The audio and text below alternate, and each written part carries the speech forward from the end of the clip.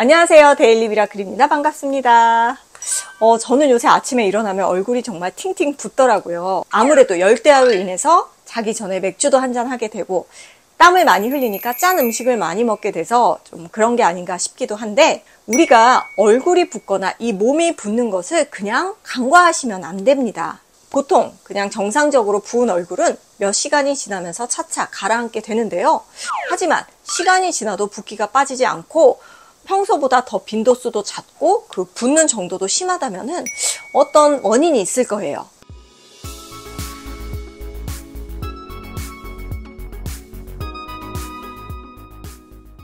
얼굴이 자주 붓는 분들은 보면 손발도 자주 붓고 또 이렇게 몸도 자주 부으시는 분들이 의외로 많습니다. 그럴 때는 신장 기능에 이상이 있는지 한번 확인해 보셔야 합니다.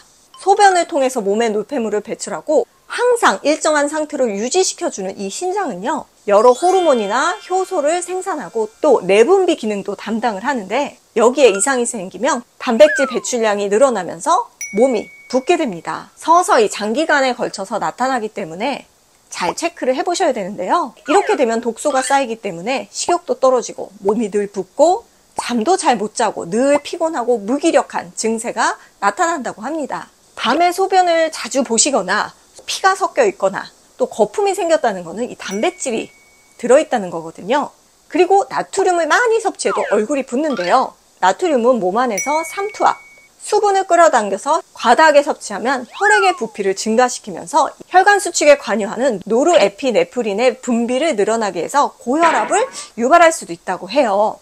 짜게 먹으면 물을 많이 마시게 되고, 그렇게 되면 신장에 무리가 갈 수도 있고요. 또 이 염분 섭취는 비만과도 직접적인 상관이 있기 때문에 염분은 꼭 조절을 잘 하셔야 합니다. 보통 우리가 하루에 섭취해야 할 염분은 1500에서 2000mg이라고 하는데, 라면 한 봉지 국물까지 다 드시면 그게 하루 섭취량을 다 먹게 되는 거라서 국물 같은 거는 좀 피하시고 적절하게 드시는 게 염분을 줄이는 하나의 방법이죠. 그리고 또 의외로 얼굴이 붓는 이유 중에 하나가 우리도 모르는 알러지가 있기 때문입니다. 나도 모르지만 특정 알러지에 반응을 하기 때문에 얼굴이 이제 붓게 되는 거죠. 하지만 그 알러지 부분에 대해서는 대수롭게 생각하지 않으시고 왜 이렇게 얼굴이 붓지? 이 정도로만 넘기는 경우도 의외로 많아요. 눈에 결막염이라든지 충농증 같은 염증이 있을 경우 이쪽이 이렇게 부을 수가 있습니다. 또한 갑상선에 문제가 있을 때도 이 얼굴이 부을 수 있고요. 그리고 또 잠을 주무실 때 벽에를 좀 낮게 베고 주무시는 거는 좋은데, 이렇게 너무 고개가 이렇게 젖혀지게 주무시게 되면은 피가 이쪽으로 쏠리기 때문에 또 부을 수가 있습니다. 내가 좀 몸이 자주 붓는 체질이다 하신다면 이런 것들을 한번 체크해 보시면서 생활의 변화를 주시는 게 좋습니다. 평소 얼굴이 자주 부으시는 분들이라면 생활 습관을 조금만 바꾸시는 게 좋습니다.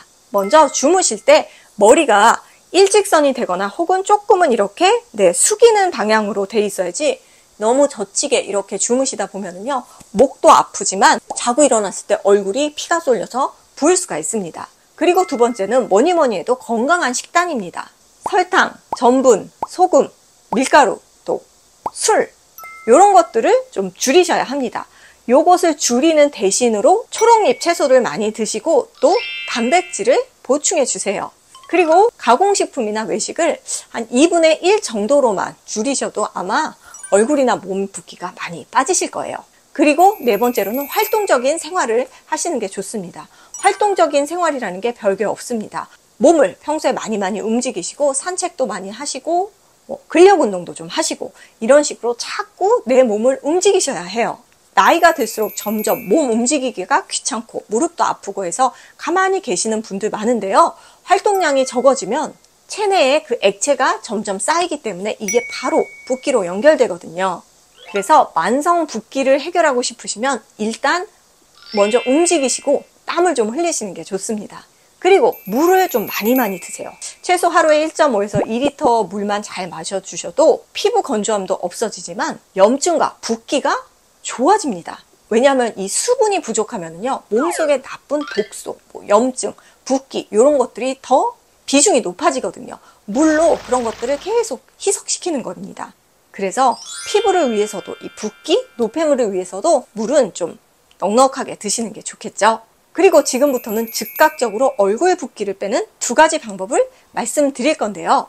우리가 손발이 부었을 때는 이렇게 손발을 주물주물 해주시고 탈탈탈 털어주시면 붓기가 좀 많이 정리가 되듯이, 얼굴이 이제 딱 아침에 일어났을 때 너무 부었을 때 입술을 오므려서 오, 이, 아, 에, 우, 오, 이, 오, 이, 이렇게 아에, 이, 오, 우, 뭐 이 페이스 요가도 좋고요. 이런 식으로 입술을 좀 오므리는 동작을 하시면서 근육을 좀 풀어주시고요. 그리고 나서 이 붓기가 주로 생기는 곳이 이쪽이거든요. 그래서 여기를 이렇게 좀 손가락으로 두들겨서, 네, 이렇게 두들겨서 붓기를 좀 빼주세요. 그리고 이 눈이 많이 부으셨을 때는 이 눈두덩을 이렇게 많이 두드리시는데, 여기를 이렇게 좌우로 이렇게 세게 문질러 주시면은 의외로 눈가 붓기가 빠집니다. 네, 훨씬 따끈해졌죠.